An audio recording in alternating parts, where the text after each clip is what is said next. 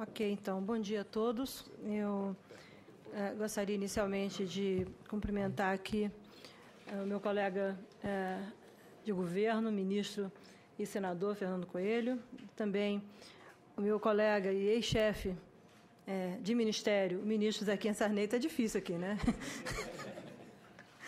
Deixa eu olhar aqui para frente, os futuros.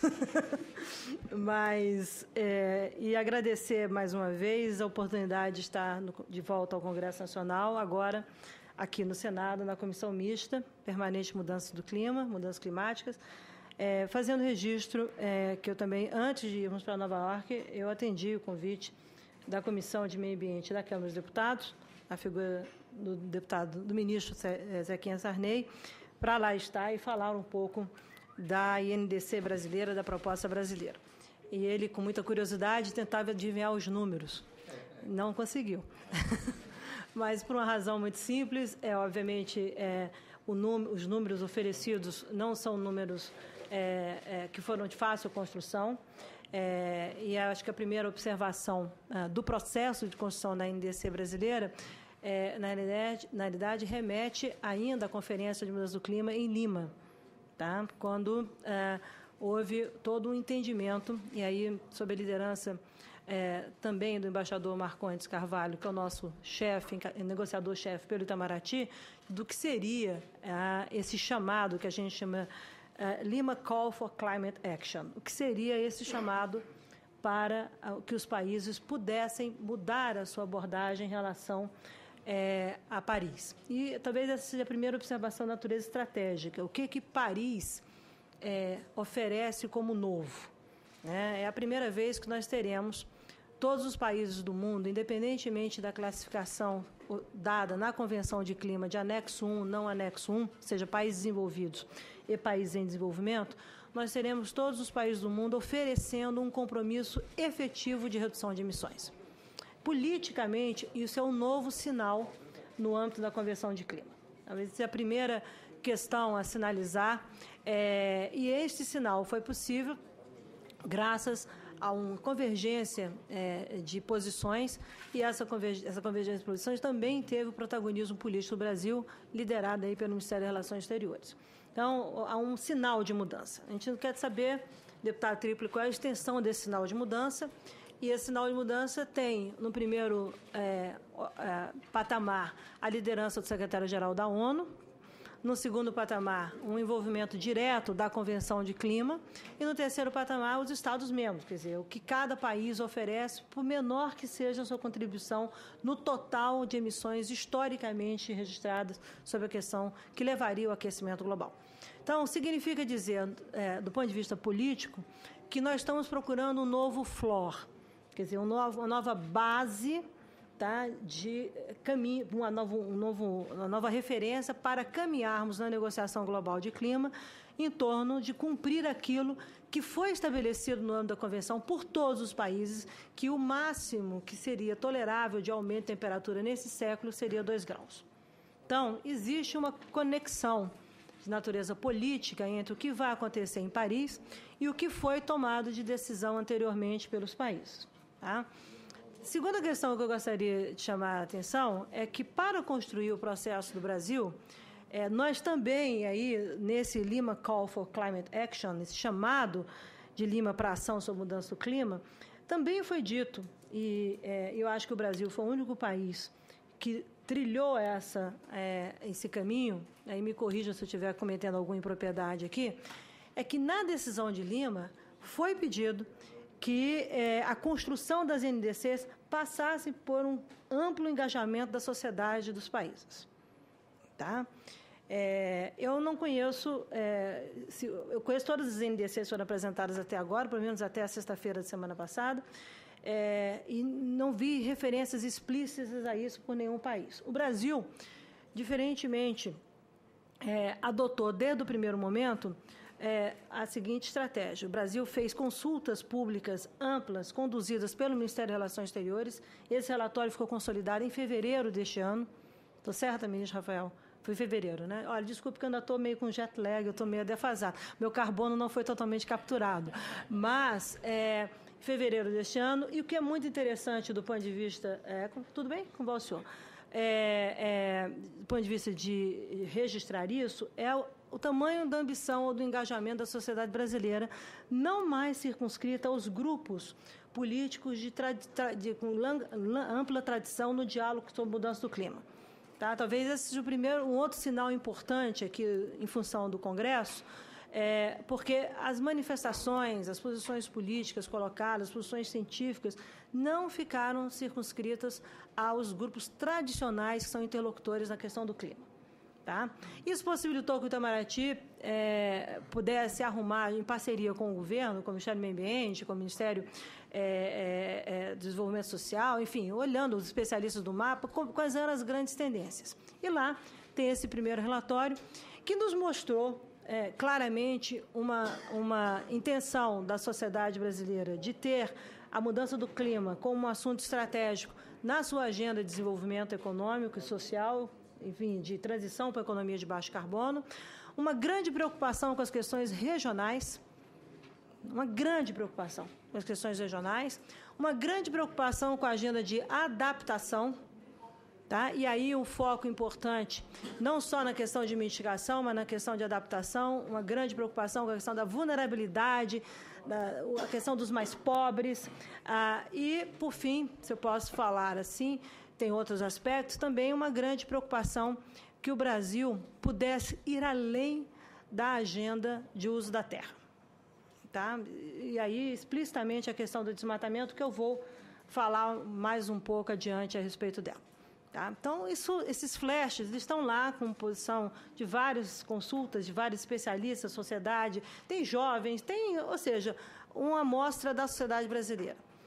Em seguida, nós adotamos uma outra estratégia. Então, além dessa consulta aberta, nós fomos, numa coordenação do Ministério do Meio Ambiente com o Ministério de Relações Exteriores, a um processo também de diálogos complementares com os atores relevantes. O que são atores relevantes? São os atores que se identificam diretamente, quer pelo perfil de emissões, quer pelo engajamento e pela participação nas negociações brasileiras ao longo dos últimos 20 anos.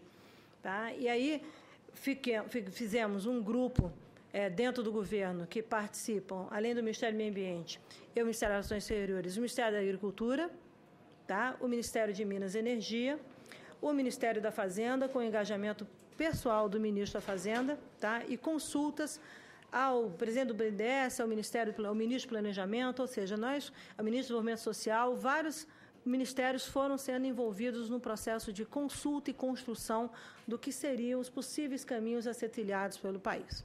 Tá? Esses diálogos também se estenderam à academia, à sociedade civil organizada, e aí não circunscrito exclusivamente à questão dos chamados ambientalistas, às vezes envolvendo outros setores, e ao setor privado. E esse setor privado compreendeu desde a questão do pessoal de energia até a área florestal. Tá? Então, esse é um pouco o processo. Essas consultas foram conduzidas, a maior parte, pessoalmente, por mim, embora com o staff do Ministério também dedicado, o secretário de Clima, Carlos Klink, e o engajamento de equipes do Ministério da Agricultura. A ministra Cátia Abreu designou o secretário de Política Agrícola, doutor André Nassar, para ser o ponto focal do processo. O Ministério de Minas e Energia, a interlocução direta com o ministro Eduardo Braga e também com o presidente da EPE, doutor Maurício Tomasquim. E assim nós fomos. Ainda tem aí no Ministério de Ciência e Tecnologia, desculpe, eu cometi aqui uma falta, com uma conversa também com o ministro Aldo Rebelo, e a interlocução privilegiada com a equipe do INPE, tá? Sob a liderança não só do pessoal de uso da terra, a doutora Thelma Krug, mas também do doutor Gilberto Câmara, tá? Ex-presidente do INPE. Essas construções foram sendo feitas e daí nasce as possíveis alternativas, nascem, melhor dizendo, as possíveis alternativas de trajetórias de redução de emissões. A NDC brasileira seguiu a metodologia ou o procedimento estabelecido em Lima, tá? E que dá uma estrutura no documento, isso está disponível nos sites, ok? E nós ainda fizemos um anexo a essa NDC, que não seria obrigatório fazê-lo, tá?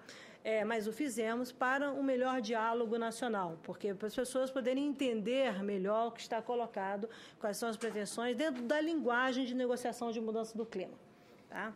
E aí nós, nesse processo, adotamos as seguintes premissas, quer dizer, como já foi dito, o processo de NDC indica qual é a contribuição, ela é intended, ela é intencional, ela está relacionada ao Acordo também de Paris. Então, o que vai acontecer em Paris? Como é que as coisas vão se desdobrar em Paris? Tá?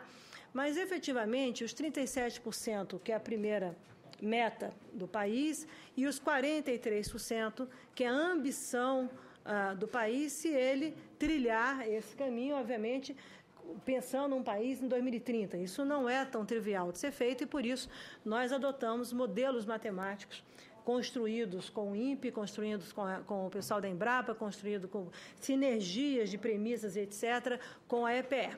Então, isso está calcado no planejamento oficial do governo, tá?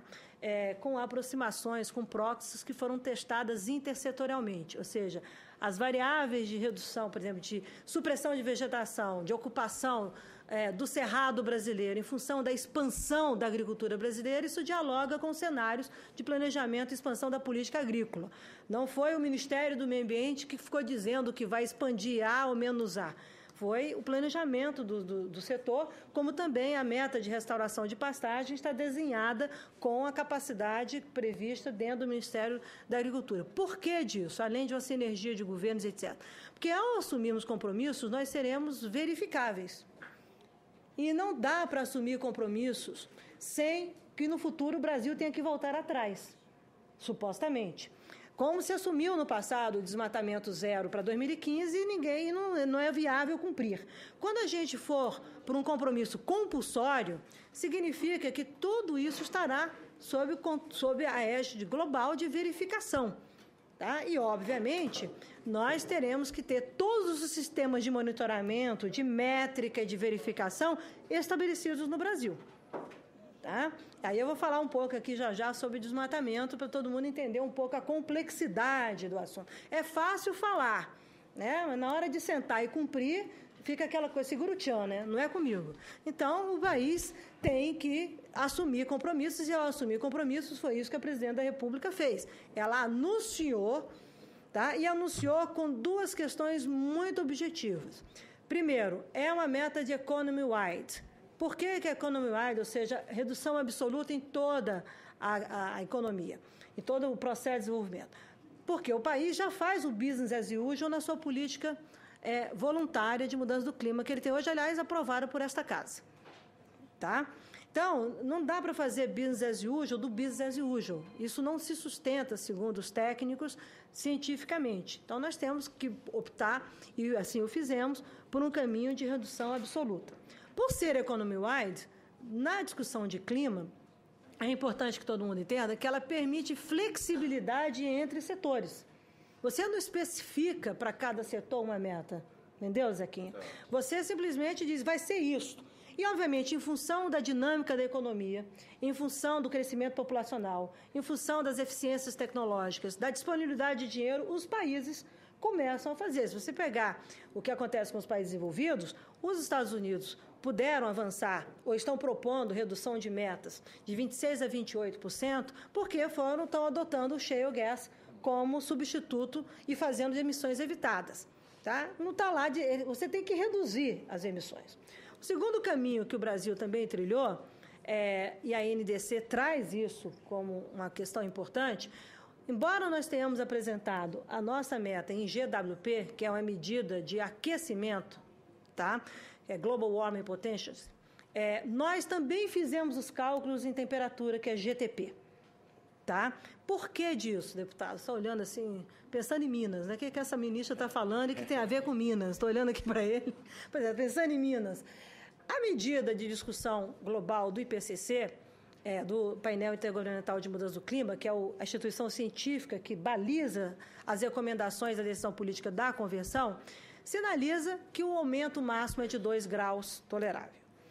Como é que você vai fazer a comparação de como que você está contribuindo para isso se você não tem a medida em GTP? E nós fizemos a medida em GTP. para dizer como que esta meta brasileira dialoga com o aumento de temperatura. E o colocamos na NDC como uma contribuição a mais. Fizemos a mais ainda, colocamos sobre intensidade de carbono por unidade PIB, que é a medida que a China colocou. Tá? Para vocês terem ideia, o Brasil, com essa proposta, o Brasil já tem hoje, em termos de intensidade de PIB, o que a Alemanha quer alcançar em 2030. Tá? Então, assim, é importante, porque aqui no Brasil as pessoas têm mania porque país tal está fazendo tal isso. Então, antes de esse país quer se comparar, vamos mostrar a fotografia com toda a transparência, mostrando, revelando, de fato, quais são as medidas, quais são as métricas e como que o país quer avançar no diálogo político, considerando a transparência da sua ambição. Então, ter oferecido em GTP, também em GTP, anunciamos em GWP para ninguém falar que nós estamos querendo esconder números ou causar confusão. A meta é muito maior em GTP. E por que a meta de redução é maior em GTP? Porque você, cientificamente, coloca os gases pelo seu tempo de permanência na atmosfera e, portanto, o seu potencial de aumento de temperatura.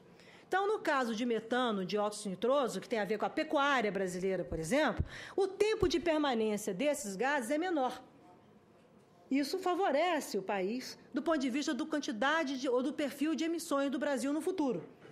Por isso que muitos países, às vezes, os países não divulgam GTP. Por quê? Porque o problema predominante de mudança do clima no mundo, 76% das emissões globais associadas à mudança do clima estão ligadas ao setor de energia e não ao uso da terra.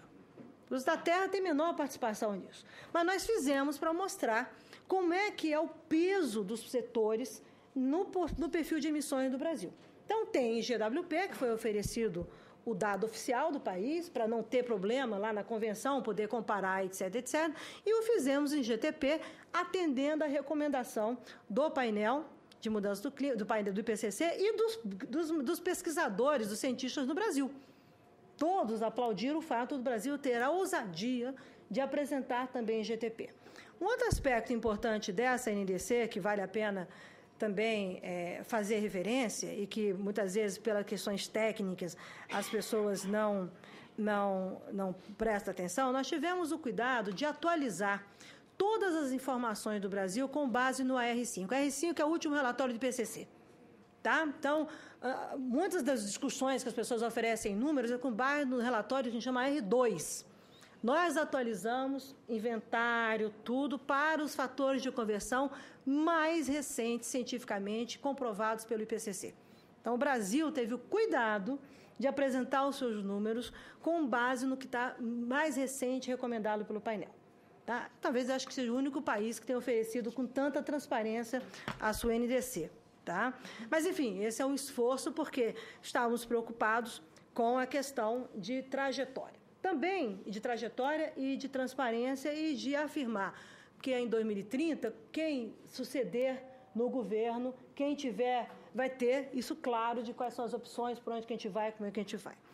Duas abordagens metodológicas também foram acrescentadas, foram usadas. O inventário, seguindo as diretrizes do IPCC, tá? E com as estimativas de emissão atualizadas pelo MCTI para 2012, e o papel das unidades de conservação de terras indígenas, que pelo IPCC, ou seja, devem ser contabilizadas pelo conceito de áreas manejadas.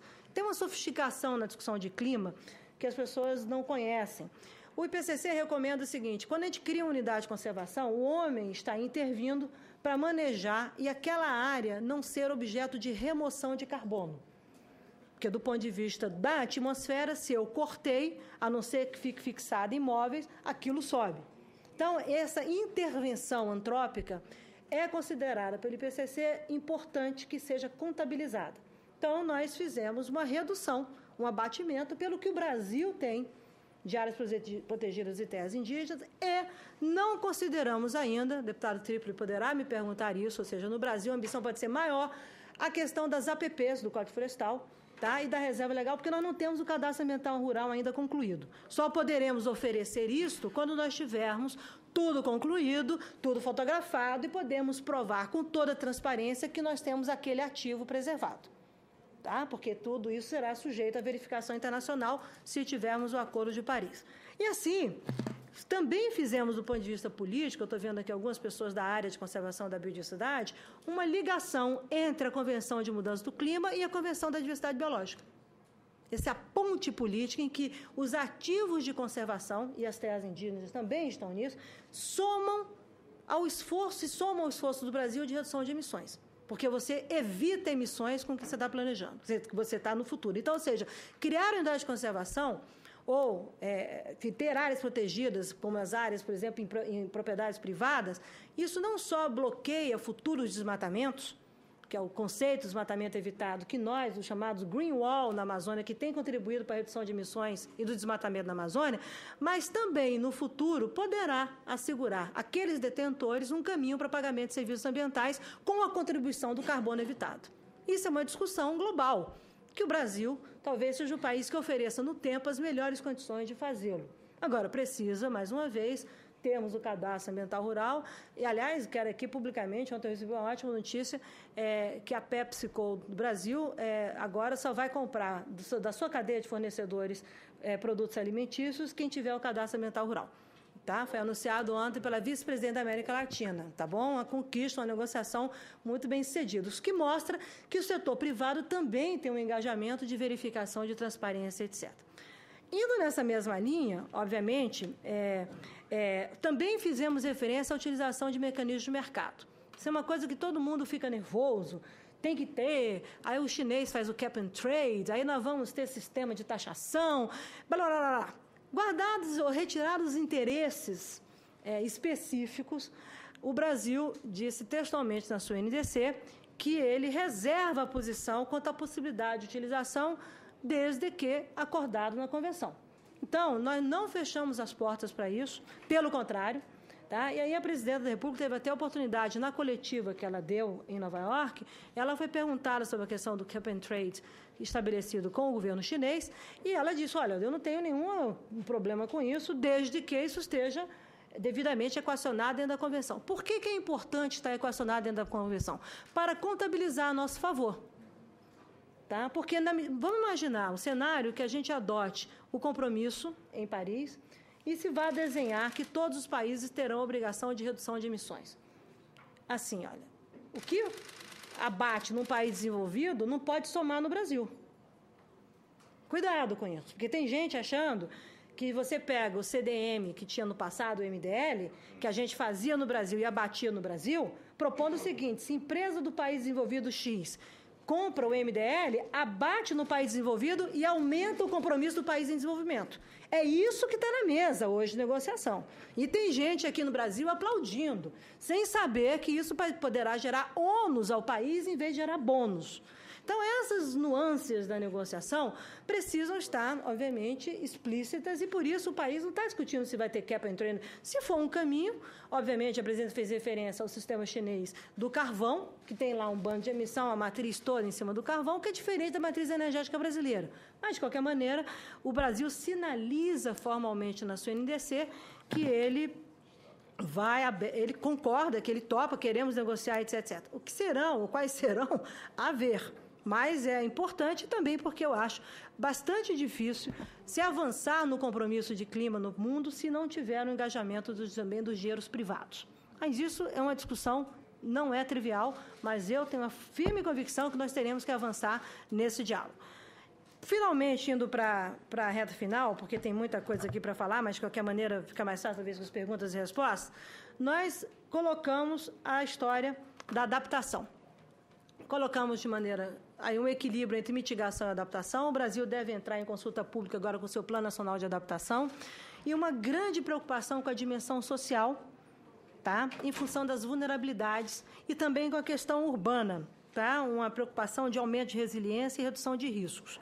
Aqui eu sinalizo a necessidade, aí talvez seja importante, ministro, senador, esta casa propiciar um debate com os municípios. Tá? Os prefeitos devem estar engajados. Estava lá em Nova York o prefeito Márcio Lacerda, participou de um evento conosco. O prefeito de São Paulo está engajado por causa da questão da mobilização com o Papa. Então, acho que tem uma importante mensagem aí de discussão sobre a questão urbana vulnerabilidades, sem falar em ameaças, mas falar em possíveis trajetórias de oportunidade de desenvolvimento e também de investimentos em infraestrutura de baixo carbono, tá? Que sinaliza oportunidades de desenvolvimento, de crescimento, de inovação tecnológica para o Brasil. Então, houve uma preocupação e sinalizando em relação à adaptação, essa capacidade do Brasil de se adaptar, a avaliação de risco climático, a necessidade de desenvolvimento de modelos, de aplicar regionalmente quais são as condições que o país vai estar exposto em função dos cenários que o IPCC desenvolve, e também a gestão de vulnerabilidades, o lado prático, o lado que terá que vir para a mesa, sem que a gente, obviamente, não tire daí a questão dos eventos extremos. Aí, por exemplo, a seca que está no Nordeste é um evento extremo, tá? É uma seca fora da curva, como a gente chama, e uma seca também que está no Sudeste.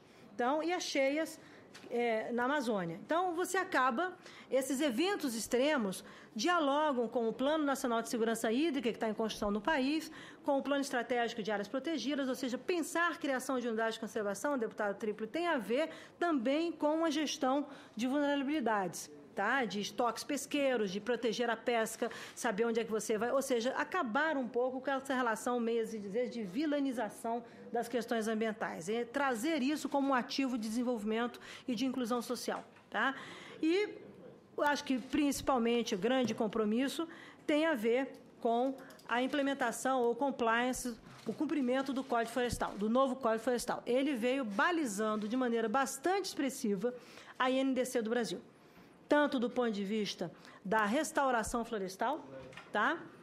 Quanto do ponto de vista de proteção de ativos de conservação da biodiversidade e da nova economia florestal. Os fundamentos para que o país seja ambicioso numa nova economia florestal, numa silvicultura tropical. Isso não é trivial de ser feito, como também a questão do desmatamento, que é por onde eu vou encerrar essa primeira fase da minha fala. A questão do desmatamento, e algumas pessoas ficam criticando, não, porque tem que acabar, etc., etc., depender de ministro do Meio Ambiente, tinha acabado há 10 anos. Tá? Então, a primeira coisa, ministro do Meio Ambiente, ou eu estou em crise, que não é o caso, né? Já tive alta do divã, inclusive, minha psicanalista me deu alta. Ou então, tem algum problema que a gente está olhando isso de uma maneira diferente. Tudo bem, senador? Prazer em revê-lo. Primeiro é o seguinte, queremos o desmatamento zero, todo mundo quer o desmatamento ilegal zero. E aí, por que é o ilegal? Eu tenho 3 tipos de desmatamento no Brasil. Tá? Eu tenho o desmatamento legal, que é a supressão de vegetação, que o Código Florestal e a Lei de Florestas, aprovada em 2006, autorizam. O proprietário privado compra uma propriedade, ele tem direito de manejar e usar, e intervir e remover parte da vegetação nativa, não é só floresta, a vegetação nativa da sua propriedade. Eu tenho o desmatamento legal, aquele ilegal, que é aquele que é bandido. O cara desmata mesmo. E eu tenho o desmatamento que a gente chama irregular, que à luz da fiscalização é ilegal, porque a pessoa desmata onde ele pode desmatar, mas ele não tem autorização dos órgãos ambientais, que têm um problema de eficiência, de dialogar com o tempo, com capacidade de resposta, à luz da dinâmica das atividades econômicas. Lembram, senhores, que toda a questão de supressão de vegetação é competência dos estados desde 2006. E, em função da Lei Complementar 140, passou também para os municípios. Ok? Então, ou a gente assume que a gente vai construir um novo modelo de governança e de gestão envolvendo transparência dos estados, engajamento, capacidade dos governadores fazerem concurso público, fortalecer os órgãos ambientais e darem resposta a essa demanda, ou não dá para assumir compromisso que o Brasil não possa entregar. Esse é o outro lado da questão. Então, a própria presidenta, na coletiva, falou que quero acabar antes, mas tem variáveis que não estão, que a gente chama intangíveis, que não estão sob o nosso controle.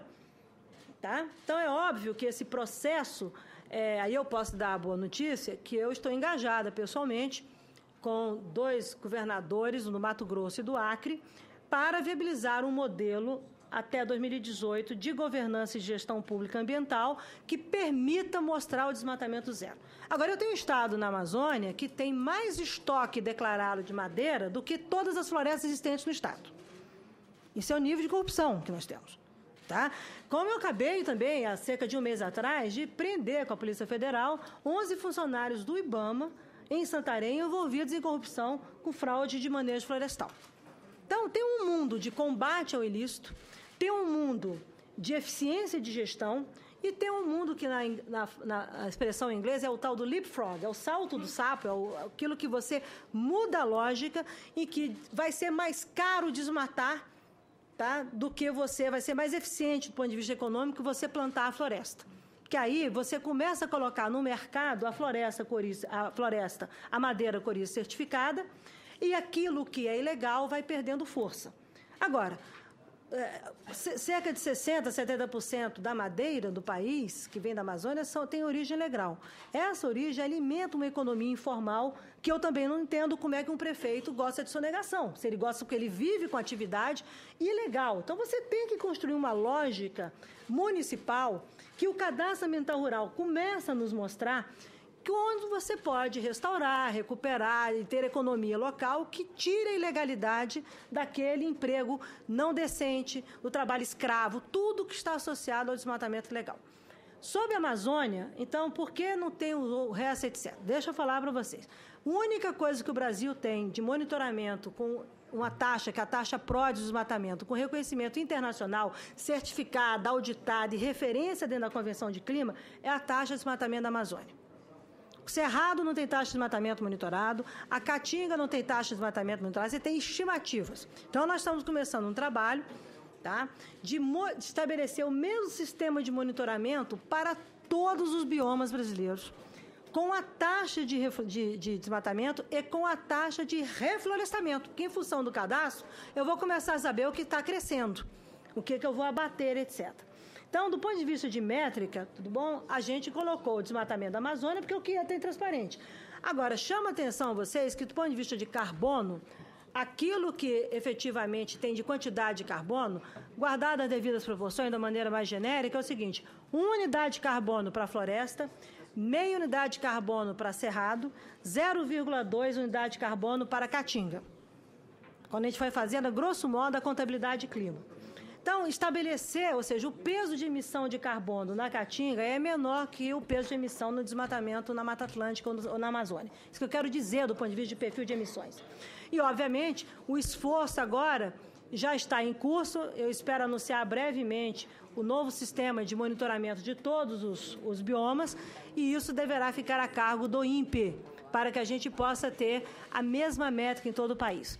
Então, a restauração florestal trabalha em todos os biomas e o fim do desmatamento é desejável que aconteça, do meu ponto de vista, no mais rápido possível. Por mim, termina em 2020, se nós tivermos o engajamento de todos os estados, tá? E nós iremos conviver com duas situações de desmatamento. Aquilo que é legal, que a lei autoriza, e aquilo que é o residual, que é a história que sempre nós vamos ter que conviver, e, lamentavelmente, com alguma coisa que é ilegal. Né? Mas eu sempre digo que no Brasil é proibido matar, se mata diariamente. O Brasil, desde 98, é proibido desmatar, é crime ambiental. E se desmata também. Então, o esforço é combater, mas, por outro lado, é ter, de fato, uma gestão ambiental estratégica, eficiente, e, para isso, a gente precisa do compromisso dos governadores com transparência, com tecnologias novas, com os novos instrumentos, e o compromisso dos prefeitos. Este é o desafio que o Brasil terá que construir nos próximos 2, 3 anos, para que chegue em 2020 com tudo consolidado e, a partir daí, possa, de fato, oferecer. É desmatamento zero em 2020? Então, tudo bem, nós vamos seguir com aquilo que é o estimativo da ordem de 40% da taxa de desmatamento da Amazônia, seja o que é legal. A estimativa, segundo especialistas, as metas são até 2030. Você coloca até 2030 e você pode terminar em 2020. Se você gerar em 2020, o Brasil já começa 2020, 2030 só com desmatamento legal. Tá? Ótimo. Agora, terá que trabalhar monitoramento, transparência, taxa de restauração, tudo que, aliás, o Brasil já começa a fazer, e a instituição eleita é o INPE, tá? Pela sua excelência técnico-científica, em parceria com a Embrapa naquilo que diz respeito à política agrícola e com a EPE naquilo que tem a ver com a política energética. Então, de uma maneira muito geral, obviamente, se eu poderia passar aqui o dia inteiro falando dessa NDC, mas eu acho que talvez seja mais rico, senador, que os parlamentares possam apresentar seus questionamentos e, mais do que isso, eu acho que esta Casa terá um papel essencial pós-Paris. que é o movimento político do Brasil se preparar, de fato, nas instituições públicas, com a sociedade, com os seus compromissos de redução de emissão. Mesmo assim, eu quero fazer meu último comentário. Em 1990, o Brasil emitia cerca de 1,4 giga de tonelada de CO2 equivalente. Tá? Em 2005, isso foi 2,1, 2,2. Tá? Em 2025, nós chegaremos a 1,3. Em 2030, chegaremos a 1,2. O Brasil, 40 anos depois, terá menos emissão do que em 1990, com crescimento econômico, com aumento de população, com redução de desigualdades regionais, etc. Nenhum país do mundo consegue fazer essa trajetória, só o Brasil. Tá? E chegaremos, do ponto de vista de matriz energética, com ambições. Hoje nós temos, e o esforço de manter uma matriz de 45% renovável, com crescimento de população, etc., faz com que o país seja o único, talvez, que possa explicitar essa ambição. Tá? Porque já teve 47, 48, está em 39 hoje. Você mede na década. Matriz energética não se mede no ano, se mede na década.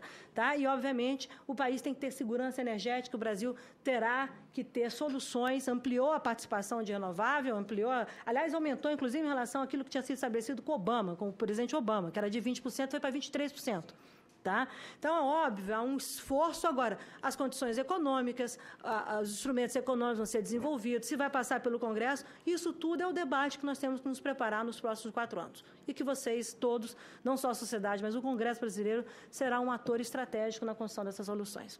Mas, olha, chegaremos em Paris com a reação do mundo inteiro, se eu posso dizer a vocês, estão todos, como o senador fez aqui uma pequena referência, na mídia internacional foram mais de 200 citações em página de destaque ao país, em todos os jornais do mundo, tá? E nos fóruns de clima e dentro da ONU, o próprio secretário-geral eu estava na audiência com a presidente da República, ele fez elogios rasgados, redobrados, e um agradecimento à liderança política, ao protagonismo do Brasil.